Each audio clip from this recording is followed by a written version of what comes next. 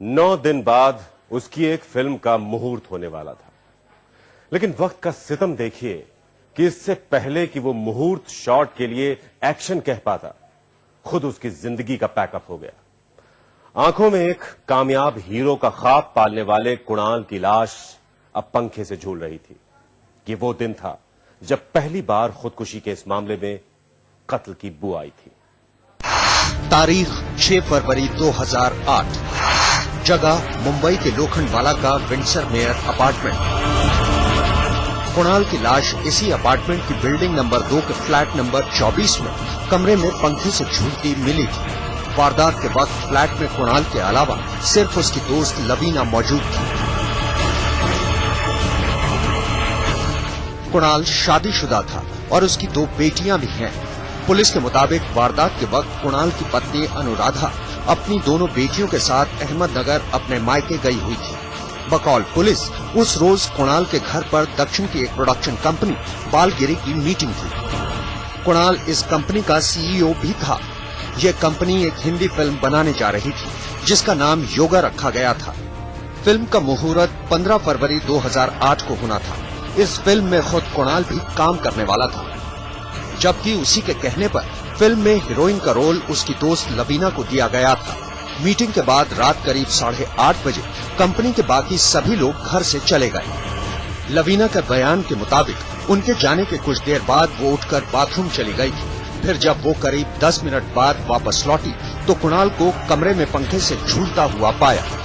नीचे आए हमको बोले कि ऐसा बात है कि सुसाइड कोई कर दिया कुणाल। हम बोला कौन किया? कुणाल सिक्योरिटी फोर में। फिर बाद में मैं मेन गेट से सिक्योरिटी को बुलाया, हम और 3 जन गया ऊपर देखा।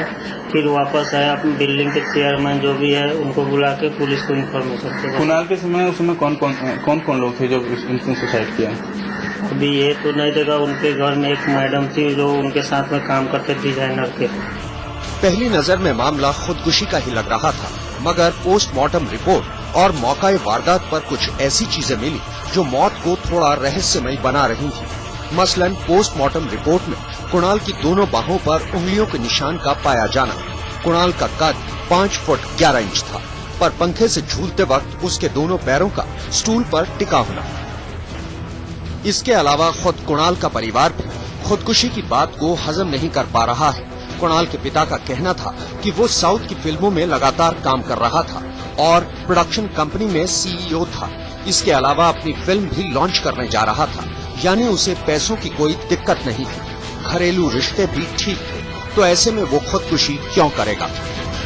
कुणाल की मौत को एक आत्महत्या का मामला करार दिया गया था। उसके माता पिता के अलावा किसी ने उसकी मौत पर शक जाहिर नहीं किया था, लेकिन उसके माता पिता ने अदालत के सामने अपने शक को पुख्ता करने के लिए कई सवालों की जड़ी लगा दी और उन सवालों का जवाब स्पेशल इन्वेस्टिगेशन टीम ने ससबूत अदालत के सामने रखा। तब जाकर अदालत को भरोसा हुआ कि ये मामला आत्महत्या का नहीं बल्कि सनसनीखेज हत्या का है। पर तमाम सवालों के बावजूद बाद में पोस्टमार्टम रिपोर्ट और खास तौर पर लवीना और अपार्टमेंट के गार्ड के इकबालिया बयान के बाद पुलिस ने इसे खुदकुशी का ही मामला मानते हुए अदालत में अपनी जांच रिपोर्ट पेश कर दी। अब केस करीब करीब खत्म हो चुका था, पर एक शख्स था जो इसे खुदकुशी मानने के लिए तैयार नहीं था। उसे पूरा यकीन था कि कुणाल का कत्ल हुआ है, लिहाजा हिम्मत हारने के बजाय उसने सच सामने लाने का फैसला किया और तमाम सवालों के साथ पहुंच गया मुंबई हाई कोर्ट।